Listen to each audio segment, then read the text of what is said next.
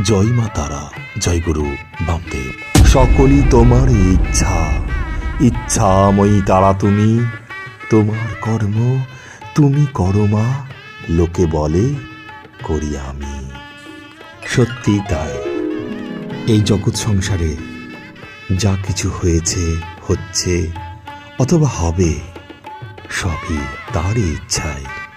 তিনি পরম ব্রহ্ম, তিনি চিরন্তন সত্য, যা যুক্তি তর্ক দিয়ে কারোরই বোঝাবার ক্ষমতা নেই।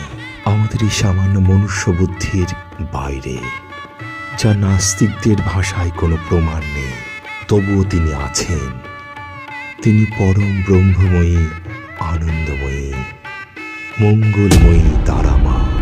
চলুন আর বেশি কথা বলে অপেক্ষা করাবো না, প্রথমেই দর্শন করুন আনন্দময়ীর আলতা মাখা রাঙা শ্রীচরণ। এরপর নিয়ে যাব সরাসরি গর্ভগৃহে, আর মহা আনন্দে দর্শন করাবো মঙ্গলময়ী আনন্দময়ী তারা মাকে। জয়ন্তী মঙ্গলা কালী, ভদ্রকালী কপালিনী, দুর্গা শিবা সমাধাত্রী, সহস্রাধা নমস্তুতে। গল্পকথায় তারাপীঠ আজ এই পর্যন্ত। এখনকার মতো বিদায় নিলাম আমি, আনন্দময়ী তারা মায়ের পূজারী অচিন্ত। ভালো থাকুন, আনন্দে থাকুন,